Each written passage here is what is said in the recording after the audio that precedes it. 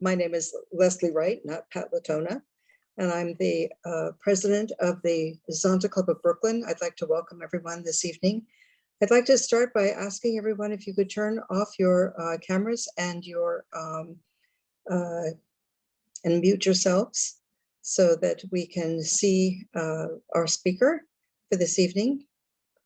A few words about the Zonta Club of Brooklyn. We're a club that's participating with Zonta International. Zonta International has clubs in about 58, I think, countries with about 60,000 members. And we work to empower women through our service and advocacy. All of us are working toward the same things. We have some special things that we're doing right now. One is to stop child marriage in about 12 countries. And when we started this, we discovered that in the United States, more than half of the states had no minimum age of marriage. So children could marry as young as 0, as babies, if they so wish, but I don't think babies actually do. But what we wanted to do was to try to make our laws consistent with the laws that we would like to have throughout the world. So we've been working to change laws in all 50 states. None of the states had 18 as a minimum age of marriage. So we now have 5 states that have passed and the governor has signed laws to put in place 18 is the minimum age of marriage. And in New York State, we've just recently passed in both houses the same legislation that eliminated what we had as an exclusion for 17-year-olds. And that now is on the governor's desk for signature. So that would make the 6th state out of the 50 states. We have legislation that's pending in about 20 other states. So we're hopeful that we can at least move to having about half of the states with legislation that will eliminate child marriage in the United States. So we're moving right along. We also have projects that we fund in Madagascar called Girls Learn, and that's a project that works to educate girls. A lot of the things that we've been supporting have been put on hold because of the COVID situation, as you can well imagine. But we do still do what we can in terms of moving this agenda forward because it is so important for the lives of girls, so that when they become women, they have some opportunities available to them that might not have been available otherwise. I've put in the chat our email address. If you are in the New York City area and you're interested in finding out more about Zonta, you can come to our club and email us and we can help you find an appropriate club for you to join. A couple of the things that the Zonta Club of Brooklyn does that I find very exciting. We just recently had a meeting where we were speaking with volunteers who volunteered with an organization called, I think it's called Empowerment Square.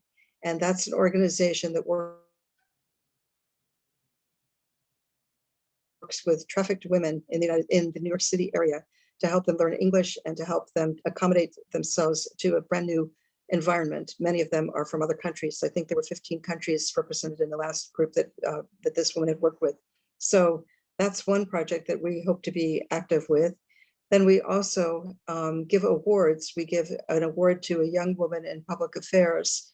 This most recent woman that we gave an award to is a young woman who is Haitian, who is a junior in high school. And she's been working at the Public Affairs High School in Brooklyn to be able to learn more about working internationally. And she probably will have an opportunity to become employed in an international career. Also gives something called the JMK Woman in Business Award. Last year we gave 2 awards and one of our winners went on to international level. The Zonta International level gave only 6 scholarships to these women. So our awardee happened to be one of the 6. We were very proud to be able to support her in the small way that we could and to help her move her resume up to be viewed by others more favorably with a higher financial award. So those are some of the things that have been active with. Our club has only been in business for about 3 years. We're very happy this evening to have Joanne Roll, who is a personal friend of mine. And we met in some difficult circumstances, but we've maintained our friendship throughout the years. We were just chatting about the fact that we have granddaughters with the same name that were born almost at the same time. And so we have a lot in common. But Joanne has agreed to launch her book with us, which we're very proud to do, because I think it was in the fall, I can't remember the exact date, but we had a panel where we had the young woman who we had given the JMK award to speak about the future of work. And Joanne and another colleague, Nia Rock, also were part of the panel where they discussed the future of rock. And as a consequence, we've had several other programs that have dealt with things like sexual harassment in the workplace, violence against women, and now this particular program, which all are geared to focus on the future of work. The future of work is an interesting topic because, as you know, with COVID, things have changed quite a bit, and a lot of people are working from home. And those who are working from home have experienced a different kind of environment and a different aspect to their employment. But in addition, it's offering some other opportunities. And I know that Joanne will be talking to us about what those opportunities are. I'm very, very pleased to be able to have Joanne with us today because she is not only the Dean of the School of Business at Medgar Evers College, which is a very fine college located only a few blocks from where we generally have our meetings, but she also has been very active in developing a lot of young people, not only her students, but other young people that she's been connected with throughout the years. She is very well known for what she does. She is very committed to the entrepreneurial spirit and has developed a lot of organizations as a result. And through her contacts and her deep experience and her travels abroad in a speaker's situation and other opportunities that she's had, Joanne has developed now this approach, this book. And as I understand it, I think you're going to be lucky enough to see other books coming out in the future. So without further ado, I'd like to turn the floor over to Joanne, and let's hear about this book and how it all got started. Joanne. Okay, I'm going to try and share my screen and get started. Oh gosh, I am so humbled and pleased to see so many names that I know. When we first started, Leslie and I came on earlier, and I said, I don't think I'll know anybody. She was telling me how many people signed up, and I said, oh, I probably won't know anybody. And as you came on, I was like, wow, I do know several of you. So I'm gonna take well, first I'm gonna put myself on the timer to make sure that I do the presentation in a timely manner. But this has been a labor of love. There are two things here. There is the book and there is the work. And so the work is, we started at CUNY with two conferences that were funded by several organizations, CUNY being one of them. One of the conferences was on social entrepreneurship and woman empowerment. That one was in March of 2016. And the second one was taking on larger organizations, the corporate social responsibility, and how the work and entrepreneurship should be in our communities more developed. And in those conferences, we had participants from Jamaica, Chile, Kenya, and the US, and several with a multi-generational, multidiscipline. And what we wanted to do unlike several other experiences that we had before, we wanted to bond not just at the conference, but to continue our work together. And so we developed several papers on entrepreneurship and innovation in our own communities, at our own institutions. We did a lot of work with Kenyatta University, a lot of work with Chile, and some work in Jamaica. But what we found was that we wanted to hear more voices, more diverse voices from other places, and so therein lied the idea for the book. And I really can't take credit for that. That came from Dr. Casato out of Kenyatta University. She said, Dean, we write a lot of papers, we go to a lot of conferences, but might we do a book where we could invite more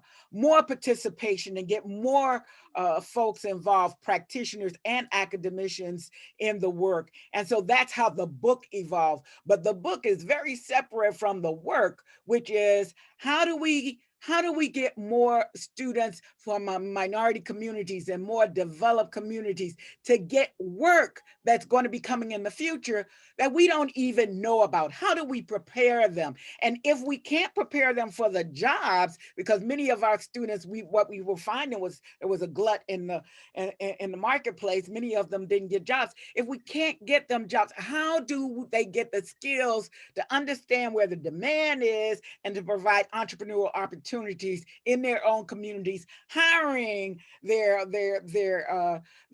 people in their communities? So the book, the editors, Professor Kisato and Kabaya, have done a couple of chapters, but they were the heavy lifters in the work in terms of the editing. And what I did more or less was coordinated and did an outreach, a deep outreach with the publisher for participants. The publisher had thousands of folks on his list. I had my network, and we sent out a call for chapters. And so I'll talk a little bit more about that. So let's get right into it so that I can share with you our why we came to do this work. And I'll go a little bit deeper into that.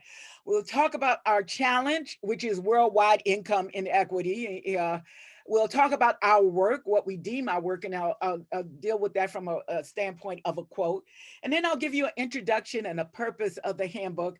And I'll talk to you about some of the research questions that we asked, our design methodology, and then I will present the 4 sections of the book. I'm not going to go deep into all of the chapters, but at the end, I will go back to our lead chapter and share with you that I believe that's the hope for the future in entrepreneurship. In terms of sustained and systemic research and community development and community engagement in their own vetted results. And then I'll talk to you a little bit about practical implications, and I will in the end give you a charge, which we believe is our charge and is the charge of some of the authors. I saw coming into the room either Miss Tran or her brother, who are authors indeed in the work, and actually they are first up on the technology sections. And while I'm here, I'll just say that Hannah Tran was with the Into New York program. It didn't quite fit her specs to work with Medgar Evers and help our entrepreneurs in tech. And she just took it to another level. She had her nonprofit work with us. She developed a couple of papers that were in some of the conferences we did. And now her and her brother, who are co-owners in an AI firm in both Vietnam and Japan, are cited in the book. So let's get into it. This is what the book looks like with a few minor differences, but it's called a handbook on the future of work and entrepreneurship for the serf. This is the challenge, the equity jungle. Across the world, we don't all start in the same place with the same skills, with the same opportunity, and with the same experiences. And so this is a little cartoon I found that said, for for a fair selection, everybody has to take the same exam. Please climb that tree. And as you can see, everybody doesn't have the same environment, the same skill set, the same knowledge, except maybe one person, one animal there that might be able to do, one or two that might be able to do it to the better level. So our challenge is the worldwide income inequity that already exists. When we first started in 2016, there were very few data sets that were capable of looking at inequity across countries.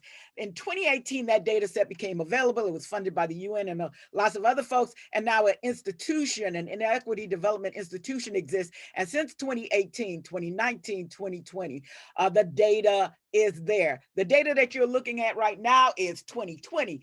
And what it says in summary is the top 10% of the population, and the darker it is, the worse the inequity is, the top 10% in Africa, in parts of Latin America, in parts of other places in the world have anywhere between 50 to almost 70% of the income. That means the rest of the population in those countries have the leftovers, or what is left in that economy. And the US wasn't that great when we started looking at it in some of our work in 2018 or 2019. The US was 10% of the population, had almost 50% of the income, and the same with Russia. So my passion for this work is the future of work and entrepreneurship for the underserved is a struggle for humanity. This is not a US problem or an Africa problem or a Latin problem. It is a humanity problem to figure out how we could be more equitable as we develop. Okay, our work. If you haven't read this book yet, it came out earlier this year. The author is Jeff Swartz. The book is called Work Disrupted. He is a lead partner at Deloitte, and Deloitte has done much work in the future of work.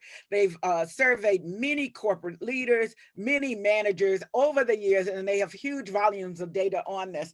But what I liked about this is it gave us permission to experiment. A lot of times we just want to follow the path that's already developed.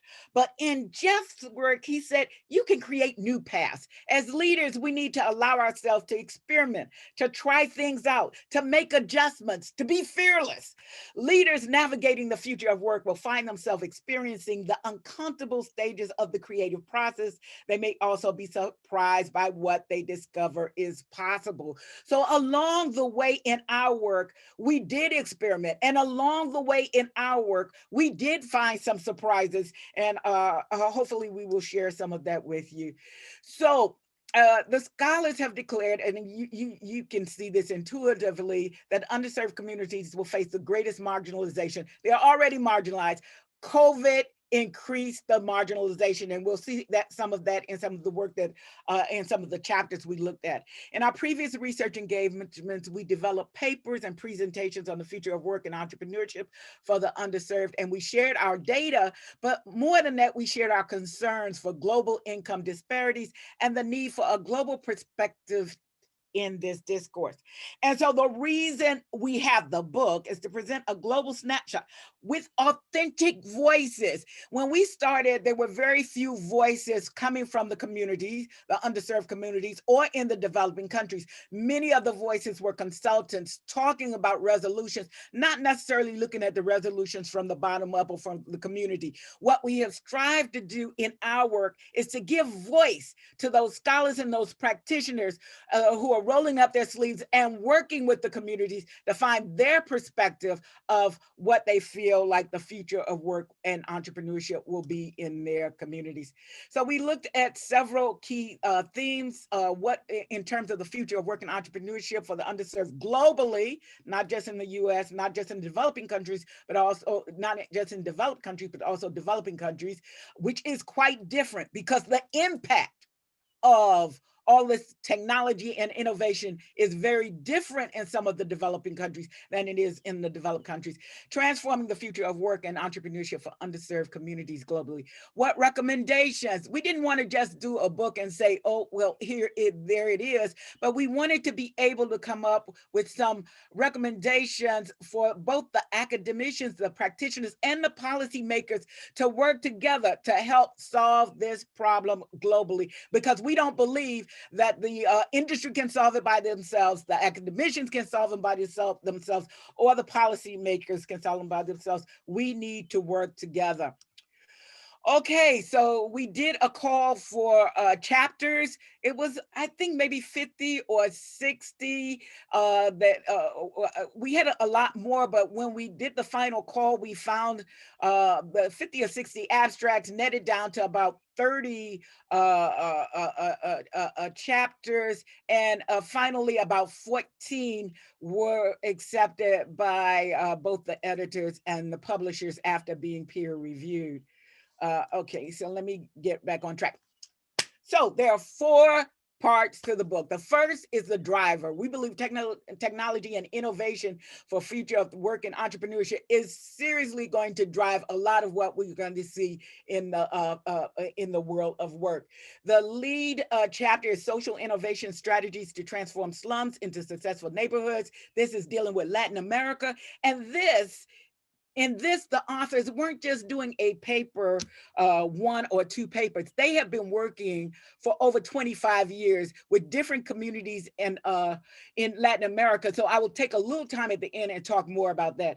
Technology is disrupting the creative industries and entrepreneurial ventures in underserved communities in Africa. This is one that was done by one of our co-editors and a team in Kenya, talking about the creatives and how they had to change, especially with the pandemic, because they were used to a face-to-face marketplace. They had to develop digital marketplaces. And the good news about that was it extended their reach. Not only the folks in the local areas could have access to it once they monetized it to their products and services, but their reach went further across Kenya and further across Africa. A comprehensive agroecological entrepreneurship, eco-efficient internalization model is an option for the future of work. This is a case study about how a specific product was changed to change the dynamics in the marketplace, and how if other activities such as this was done in the future, that market advantage could be captured. The final one in this section was led by our one of our co-editors, Professor Casato, but this one is the case study where Hannah Tran and her brother out of Vietnam and Japan, they developed some AI, a fascinating AI model where it could predict brands adoptions in advance of some larger and faster models. And what was so interesting about their cases, they didn't just stay for the larger firms. They developed it such that it could go down to a kiosk and be accessible to smaller entrepreneurs or street entrepreneurs. And so that was interesting. The body of the chapter is mostly a lit review of where we are, where we think we're going, but that case study is one that I thought was a key in this particular chapter. The next chapter is very interesting. It's on diverse and inclusive labor markets. The very first lead chapter is workforce diversity, creating profit and employment opportunities. And this one is done by a author out of Babson College. If some of you know the entrepreneurial academic scene, Babson has been one of the leading academic institutions in entrepreneurship for decades, ranking in both graduate and undergraduate academic programs. And what this particular author cites is, a diversity of women and minority is not just a nice thing to do. He actually shows where it has impact on the bottom line.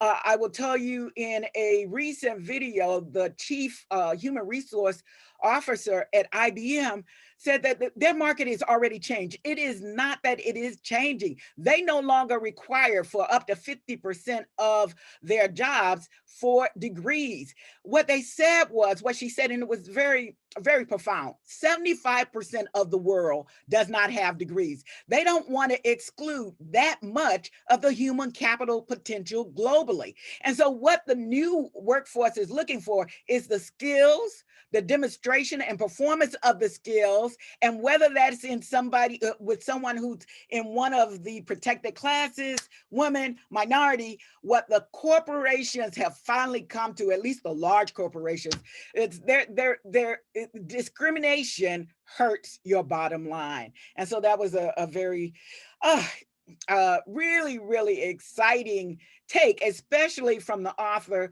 who is at an institution that leads in entrepreneurship. The next one is looked at the effect of COVID on the performance of women on micro enterprises. Many of you know, in many of the developing countries, the women have small markets, small farms, and they really do take care of families. And so the lockdowns and the curfews really impacted not just the women, but whole families. So the issue was, in the future, when you have additional crises that impact women-owned businesses and women income earners, what policies, what can you do with large firms? How can we come together to help help those businesses, those women-owned businesses, survive? The next one also talked about female immigrant entrepreneurs as an engine into inclusive economic development, but it talked about it from the standpoint, now we're not in a developing country, we're talking about the U.S. Many immigrant women come to the U.S. and are not able to find employment, so they're looking to self-employ so that they can provide income streams for themselves. And so this particular chapter talks about the immigrant woman entrepreneur. Very key, very key. All right, small business development. I'm watching my time. Small business development. This one is very interesting, not so much from the chapter itself, but from some of the work that we have done and cases that we've looked at in places like Bangladesh, which has a recent history of developing micro businesses. And what the author was saying here is, a lot of the funding from the government, a lot of the funding from the large corporations have been going to the urban areas and have put a lot of pressure on the infrastructure in the urban areas and left the rural-based economies with issues and challenges that are becoming problems such that they can't handle as well. And what it was suggesting was that maybe we should look at resource allocations such that the rural-based economies can also develop income streams through entrepreneurship or other investment opportunities. Now, the case that I looked at, and this didn't have anything to do with this chapter, but it was a young man, a very young man, who had MS, and he, at the age of 15 or 16, he could not complete high school, and he was bound to a wheelchair. And so this lets you know what perseverance and determination and adaptability can give to you. And that was a point in Jeff Swartz's books. What will make survival for most of the entrepreneurs or businesses is resilience and adaptability. This young man learned over CDs how to develop graphics and logos. And he went to 5R, which is an app that's a marketplace, a digital app marketplace, and he sold his designs. And he did so well that he was able to afford buying a home for his mother and his siblings based on the income that he was able to derive. He had internet. His mother took her last savings and bought him a computer. And once they got the computer and the internet, they were able to drive business from the rural area. The unfortunate part of this story is this young man died a year or so ago, but it's to let you know that when there's a will, there's a way to drive income where we don't see income today. You can drive it tomorrow. All right. In many countries, such as India, the real engine of the economy is in medium and small ventures. And this particular case study looked at multiple cases of 5 or 6 Indian companies and medium size, and what it would take in the future to help them thrive and become bigger drivers in the economy.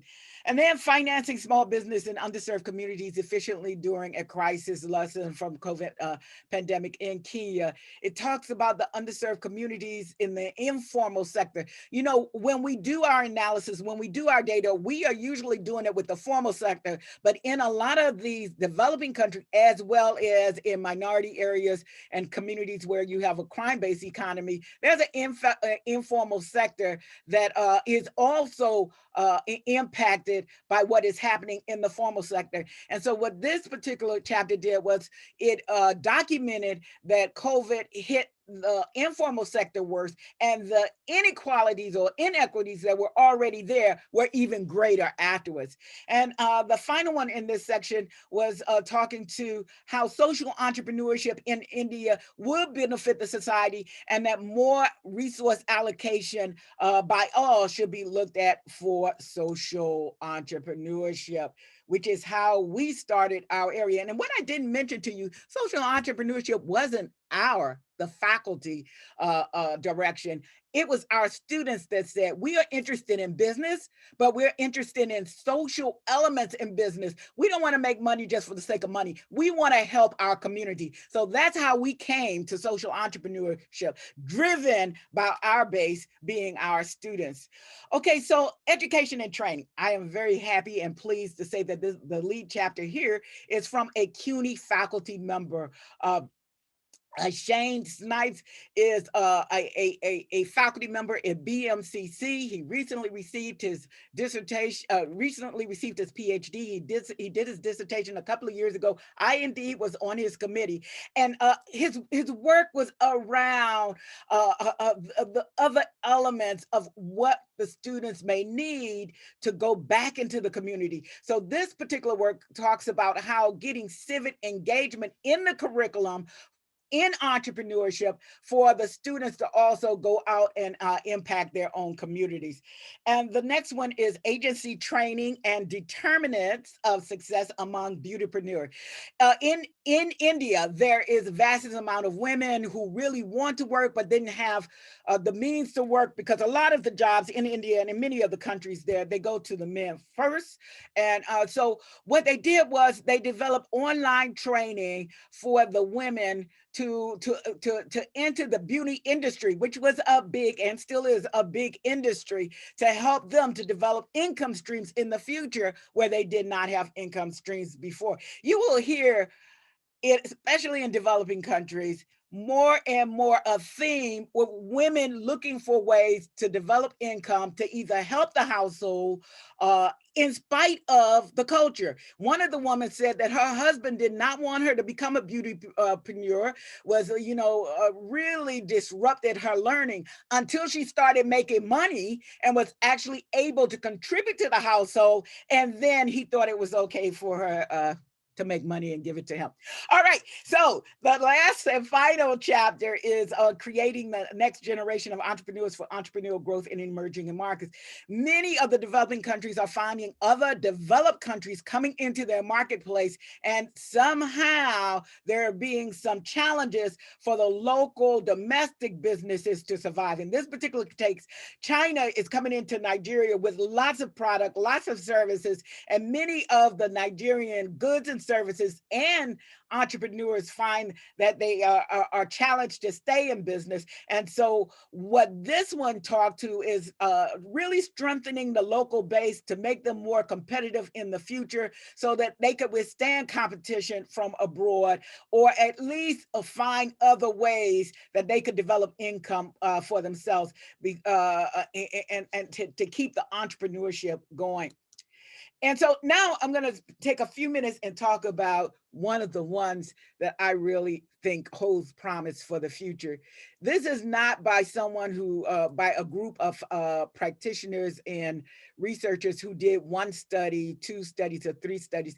They devoted almost a lifetime into understanding the community first. Our mentor, and he was an advisor on our industry advisory board, is Roger Kaufman. He produced over 300 academic works in his lifetime, and he passed last year, the end of last year. And this book is dedicated to him. Right in the beginning, it is dedicated to him. But part of his work was looking at the community from the bottom up, looking at community development in a shared vision, not an autocratical vision of what someone else in some other culture, in some other place, in some other time, but looking at a shared vision involving the community in that vision. And then, okay, so this one was particular because they first started with the under economy. They started with the criminals.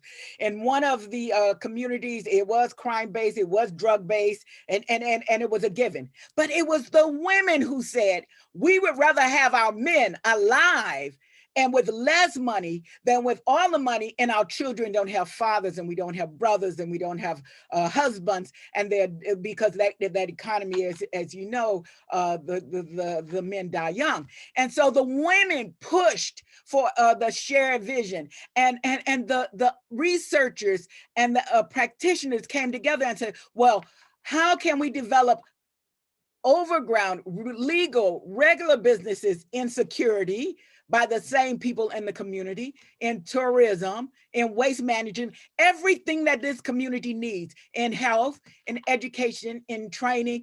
How can we develop these pieces in our community, support our community, develop the business case, coordinate it, and make it happen and execute it? And I have to say, it didn't happen overnight, but it did happen. And in the communities that it worked in, the communities were vested because they had a real purpose. And the purpose was to save lives, of the men, so that they could help bring up these young children, many of which in the previous economies were fatherless and homeless. So with a real shared vision, this was not just an academic paper. They were reporting out on results of how they developed income streams that did not exist before by engaging the needs and the skill sets of the community. Practical implications and conclusions. We propose that unity in community and capacity building, this is key. It's not good enough just to drop the dollars into these communities, because a lot of times we've seen everything we have done in the past. It is just not developed income streams systemically because of some of the structural issues and problems. So capacity building is vital to create shared prosperity. We don't believe it's sustainable to have 10% of the population to have 50 to 70% of the income streams as we go out into the future. We do not believe that's sustainable. So we would like to encourage, and we wrote in the handbook, and we've got support from the authors, and we shared our beliefs. Now, it doesn't mean that all of us are on track. All of it will happen. But if we could get a groundswell from the bottom up and do experiments in our communities, like we said in the beginning, don't look at the past, because much of the past has not worked. And in the new normal, we want a new normal that's better than the past normal. We don't want all of the poverty and all of the poor and all of the poor families and all of the women-led poor families to exist. In the new normal, we would like to have a better normal.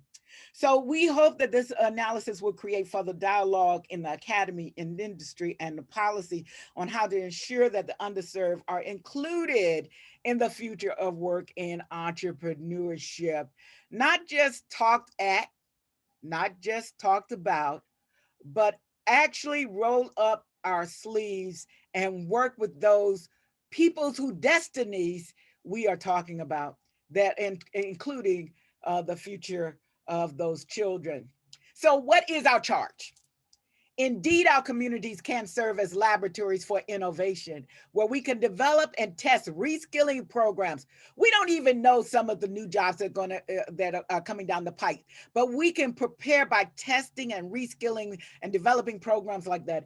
Explore the creation of transition nets and reset local agendas that have not worked before, that we hope will work in the future, as precursors to resetting national policies and programs. We at all levels should get engaged and feel bold enough to make a change in our communities as we seek to make a change in the world. And so that is the end of my slide point presentation. And I would like to open the floor now for questions. Thanks, thank you for questions. If you have a few questions, or I could talk some more. You know, this has been honestly, it's been a life work. My dissertation was on equity considerations of a national housing voucher program on low-income households in racial submarkets. So this isn't something I started yesterday thinking about, you know, income and yeah, yeah. But we have a community now, and with the community, I found that we can leverage so much more. And that's one of the reasons for the book. You know, with 4 or 5 of us working together, producing papers, we had one output. But now, with so many who've come together to work with us, when we first looked at the book, the publisher was saying, well, maybe we need to do 2 volumes. And I said, we can always do another volume later. We don't have to try and do it all right now, because things will change. And as things change, we can talk about the change. We don't have to talk about everything in the first pass. So so that's our experience. And I see, Beverly, you've turned your camera on. Beverly is from Medgar Evers College, City University of New York. Beverly, do you have something to say?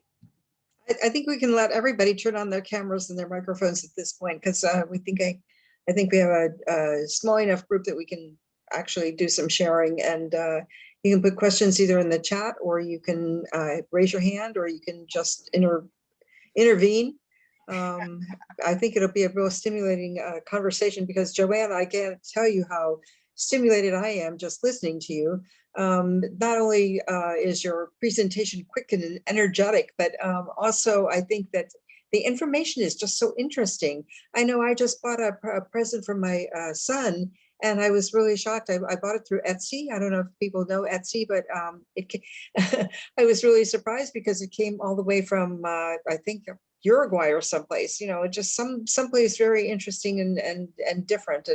And everything that I bought from there has come from another country, including the present for my little baby granddaughter. So you just never know what you're going to be able to encounter. And I think that all of the points that you brought up about where we're going in the future and how we don't really know where we're traveling are very important points to share. So why don't we start? Who has a question that they'd like to start with? First, let me give a shout out to Etsy. That is Brooklyn made, homegrown. Even they may be coming from the world, but they saw a need and they filled it. And it's mostly women. Mostly women have their goods and services on that platform. So a shout out to them right there in Brooklyn. Yes, Beverly.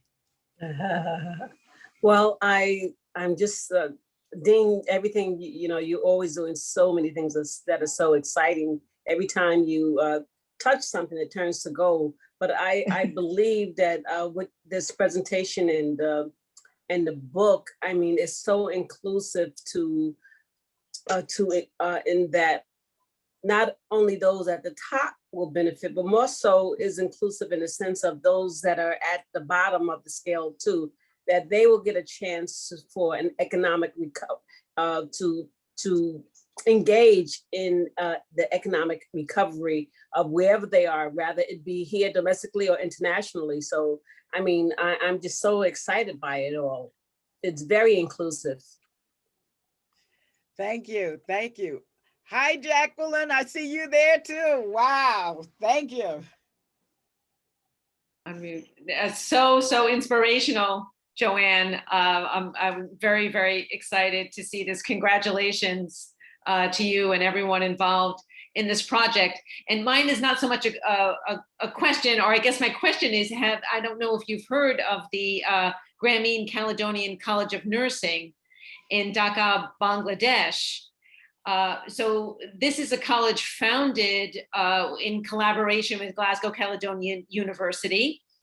And everyone, I'm Vice President and Provost at Glasgow Caledonian New York College, and we have a focus on social impact and sustainability in business. And I can't wait to get in touch with lots of people here about all the work being done and how we can be involved.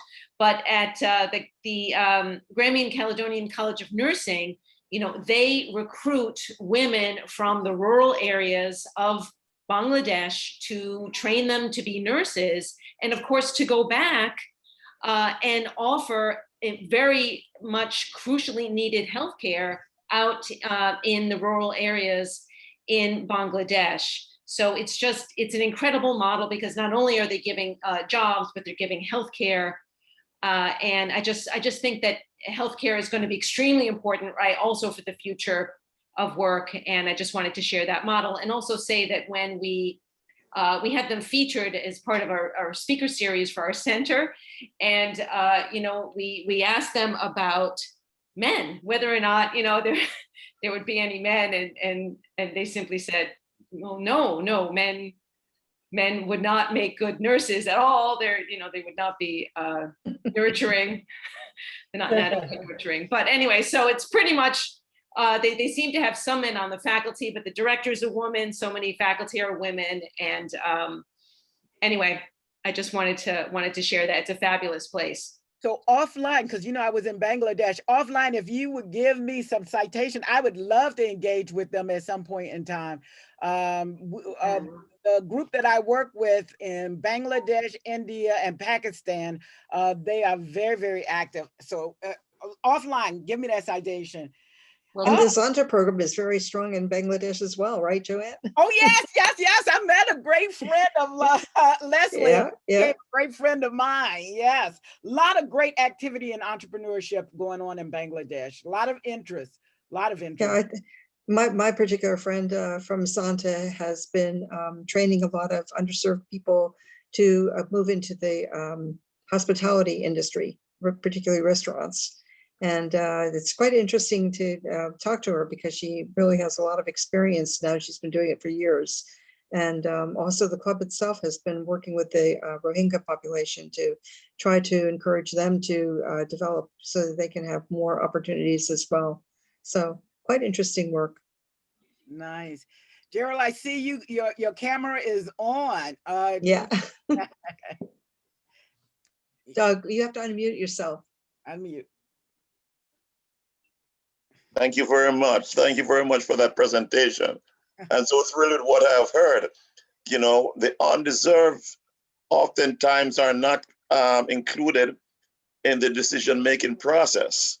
And so I'm so happy to see that you have developed a participatory model that focuses on the shared vision at the community level, because that is so important if we are really going to resolve the issues, those things that really impact upon these individuals, that their point of view is seen and heard and give validity.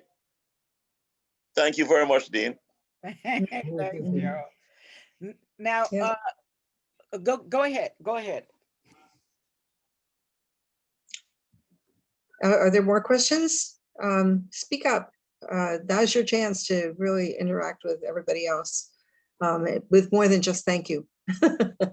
Now, I see Tran is on. Hannah Tran and her brother were authors in the volume Are you able to say anything? Are you able to speak, or you're going to pass,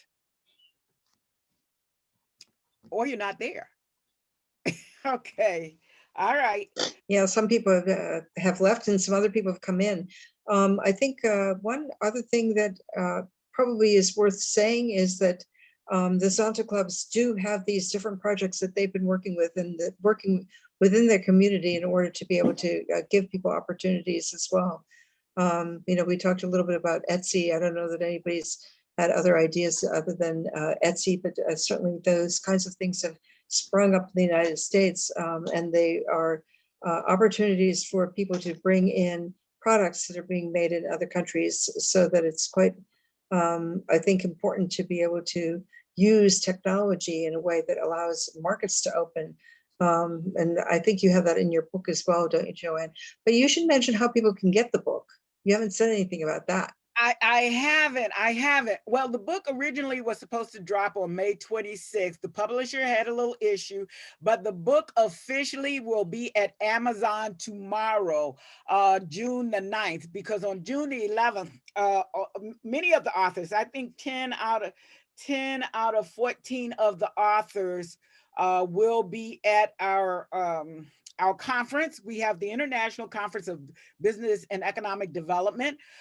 Over 200 participants, 70 papers being presented from 25 different countries, and our book will be featured in one of the sessions on June the 11th at noon, and that's going to be open and available to everyone. I sent Jacqueline Winstaley her a link. Anybody that wants a link to that, you will hear not just the voice of the authors, but you will hear the publisher. All of the editors will be there, as well as a selection of the authors, and we're doing that because the publisher is indeed very, very vested in this work, and has also asked for another book following. As I mentioned, we had a lot of work to go through and decide what was going to be in this first volume. And some of the authors that didn't make the first volume are being held for another volume as well. So we're excited that there is so much energy around the topic. There's so much concern now, especially post-COVID. If we had inequities before, and all of us agree that there was inequities, you didn't even have to have the measurements or the metrics. You knew there was inequities, you just didn't know how bad. But if we had inequities before COVID, we certainly will have more equities afterwards. From many of the people in retail have not gone back to work. Retail was a hard hit sector. Tourism was a hard hit sector. Different sector. The one sector that has this has been a bonus to is the healthcare sector, of course, and some tech sectors. But many sectors have not rebounded, and it's going to take them some time to recover. Hi, Laura. I see you've turned on your camera. Yes, I've emerged. It's been wonderful. Very, very interesting. I wanted to ask if it just kind of brought up something that I've seen. I'm a software consultant with Microsoft, so I'm in technology. And during the COVID, been doing a lot of remote support for various, the US and outside of the US as well. But something that they have started tracking is that women have dropped out of the workforce during the pandemic. And I wanted to maybe get your perspective on that. And are we going to be able to get them back? I think that's a very serious setback, that they are throwing up their hands going, enough is enough. That's a great call out. You know why? Because the kids had to stay home. So you had to try. You may love your kids, but being with them 24/7 and trying to do a job had a serious impact on the women workforce. And some of them started to do other things, but I saw that data as well. And that was the issue. Many of them, not only did they have to take care of the kids, but many of them had elderly parents. I can tell you from my student body set, some of our students were trying to go to school. They had to go to another state to take care of elderly parents, and still, while they were there, take care of the homeschooling, or whatever schooling they're calling this, remote online schooling. The kids, that's like 3 and 4 jobs. And the stress level, no one is talking yet about the Yes. mental health that this is causing to families, women, and the men too. So yes, I'm not surprised that they left. The real issue is, how are they going to be retooled Yes. to re-enter? Because some of the jobs won't be there. But I fully believe there's going to be more jobs for everyone. The real issue is, are you tooled up for those jobs that are going to be there? You know, will you have the skill sets for the new jobs? Many of them had old skill sets, but where's the investment, the reallocation of resources Exactly. to ramp them up so that when they are ready to go back, and many of them will have to go back, they can't have an indefinite decrease in income. So many of them will have to go back, but how and to where and to what? And how is it going to change their lifestyles? Yeah, that's a great call out. It's a great call out. You know, Thank you. And you just made a point, if I can just make another observation, in the healthcare, I agree completely that there's going to be jobs and they're just moving forward. And, but I do believe that there is going to be a major PTSD, mental health issues with these individuals, men and women, when it all kind of gets back to normal. And I think that it's going to be, and how are we going to be able to support them, men and women, but what will be in place to support? Because as you know, there's been a few suicides throughout their health workers that just they couldn't take it. But I'm concerned for them, because I think when they kind of have a chance to breathe and their schedules become a little less traumatic, I think they're going to all of a sudden go, wow, okay, I survived, but I got to take care of myself somehow. So thank you so much, though, for hearing my comments. also the suicide rate among teens was going up because they wanted their life back. They wanted their engagement with other teens back. And those statistics have been going up too. Also the young kids, how do you explain to a 6 or 7-year-old that their life isn't going to come back, or what they had before? And so, yeah, mental health, I don't believe we begin to see the tip of the iceberg. I agree with you. Yes. Across the board, though many are just managing, but not thriving. And I don't know how we're going to solve that problem. Yeah, because it's like, has anybody thought about those services and the therapy or whatever needs to happen? It's not even in place, because I think they still, in certain parts of the country, are white knuckling it through. But things are coming back. And I don't think one can just say, oh, okay, well, we're done with the pandemic, we're A-okay. That's not right, because we've all been affected by it. There's no way anyone could ever say, never bothered me, never affected my life. That's not true. We've all been, it was very traumatic and a stressful period in the history of our country. So, but thank you so much for engaging with me on that. Yeah, and I think, Laura, it goes beyond our country. And I think you're really talking about the global situation, because certainly the situation that is being faced in Europe and Latin America. I mean, look at Brazil and the situation that they have. Look at all the immigrants or the migrants that are coming up from Latin America because of the situations that they have, not only COVID, but they also have all kinds of graft and corruption and fighting and gangs and other kinds of situations, hurricanes. We've got global warming coming in and affecting all of us as well. And on top of all of this, we've had, even in this country, a lot of situations with hurricanes, flooding, and a lot of natural disasters. Pardon me. So I think the country has a lot. The world, I mean, has a lot that it has to repair. And I think Joanne's book and some of the examples that are presented there give us some hope, give us an opportunity to be looking at some solutions and give people a chance to focus on something positive so that they can perhaps work out of this situation a little bit better than being alone. I really like this whole idea of community involvement and the community decision making, because that will help pull people together and maybe help give some mutual support to all of us as we continue to move through this series of crises that we're all facing, because it is bad. And I mean, from a woman's point of view, I think women have really faced the brunt of it, but men too. Men are suffering, and you know, the whole situation of violence against women has increased. It's really, people call it the hidden pandemic, because it's really become quite a serious situation that doesn't get reported on or dealt with in a very positive way. So anyway, that was what I wanted to intervene with. Joanne knows, because I brought it up before. Yeah. If And I may ask another question, sure. first of all, to your point, Leslie, it is something, because we're in Zonta and we're, you know, kind of trained to a certain degree about to pay attention to domestic violence statistics and news and what's happening. And you're totally right on that.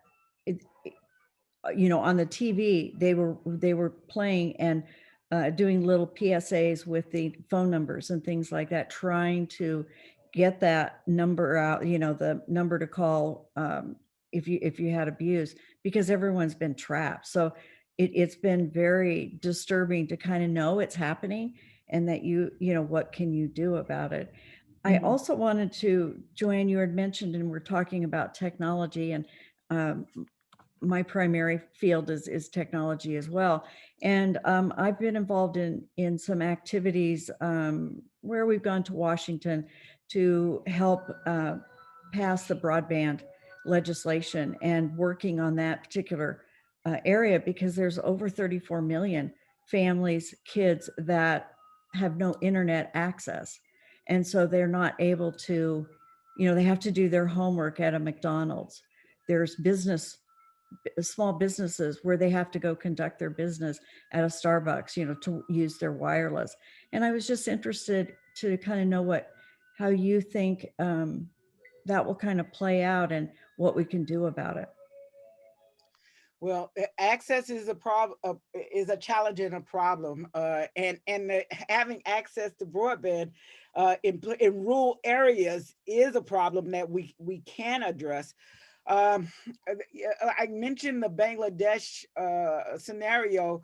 They did see the need to get the infrastructure further out into the rural areas, and so I think the one thing that COVID has shown us is that if we're going digital, then access is important. And I am hoping more funds and allocations of resources will be contributed towards the infrastructure to help us be more equitable in the distribution of broadband. I see Lorna Hawthorne is in the house. She turned on that camera. Do you have anything to say? Rowe, how are you? Okay. You know, I just want to say congratulations to you. You're a wonderful person. I took part in one of your conference that you had. You know, I learned so much from that. Wait a minute. She is being very modest. She is the only keynote speaker in all the conferences that I was at in this that got a standing ovation, and people had tears in their eyes when she was done with them. So You know, and just wanted to add something in regards to women and their skills, you know, being affected in the pandemic. There were a lot of women who work in the hospitality industry, and lost their jobs because, you know, that was closed for a long time. And I, as an entrepreneur, know that because, you know, we have a lot of restaurants out there, retail and whatever. But as I said, you know, and then my question is, how can we retool ladies, you know, in the technology world to come back now that the country is coming back, and it's coming back now from the pandemic? How can they, you know, retool by, you know, giving them these skills? Because what I do realize, a lot of people, businesses are going the technology way, touchless screens, touchless everything. So how, you know, can we prepare for that? Okay, so I'm just taking an example in the restaurant sector. Those who only relied on their face-to-face brick and mortar business had a challenge, but many quickly adapted to the drive up, the takeout, the alternative ways to get the service to the customer. I think we honestly, we have to keep our ears to the ground and look at what does the customer want and how can I get it to them and what skill sets are going to help me do that. So you said touch screens, but it was more than just the touch screens. It was the mindset that I don't have to see the person who's doing business with me. That was different from the most of the restaurant businesses that have been there.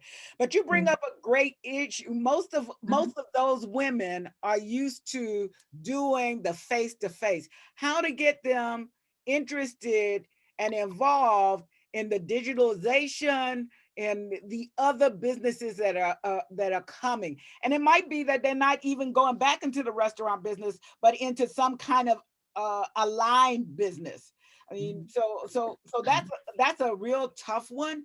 But I do think that what we did in the past, we cannot do in the future. If we just train them to go back into those face-to-face businesses, we won't have enough jobs for them.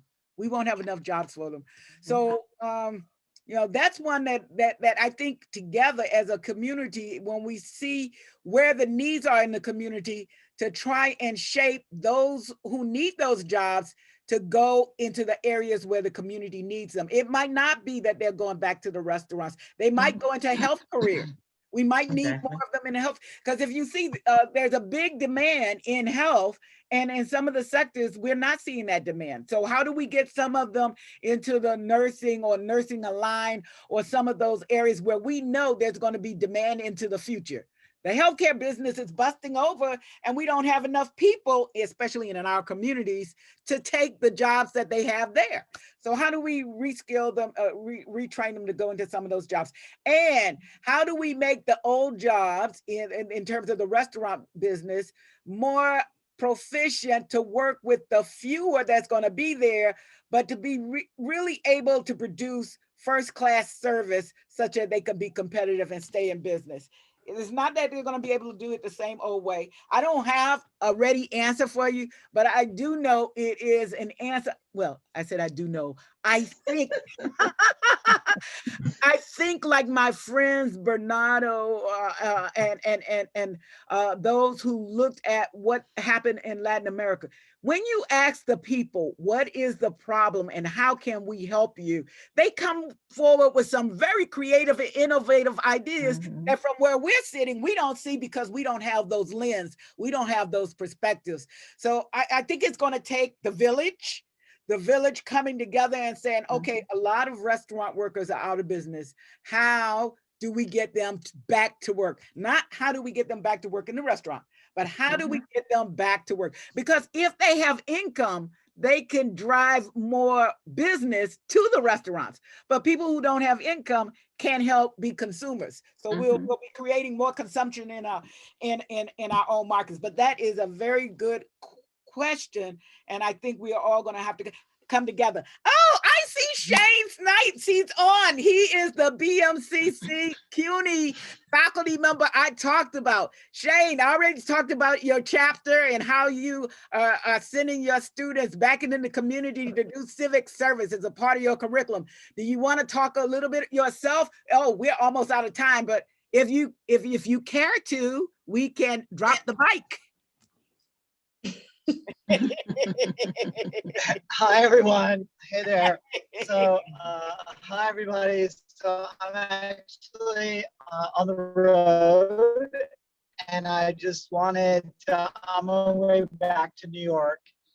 Exciting when you folks who are underrepresented have a voice.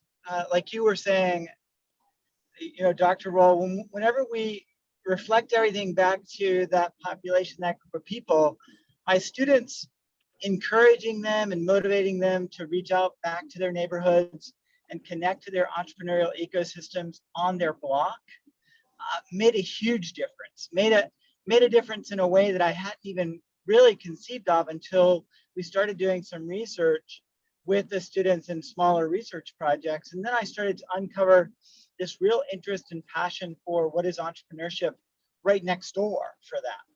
And having them spend a whole semester uncovering what that looks like in their actual neighborhood made them understand entrepreneurship in a whole new way and it also made them understand problems that they hadn't perceived before.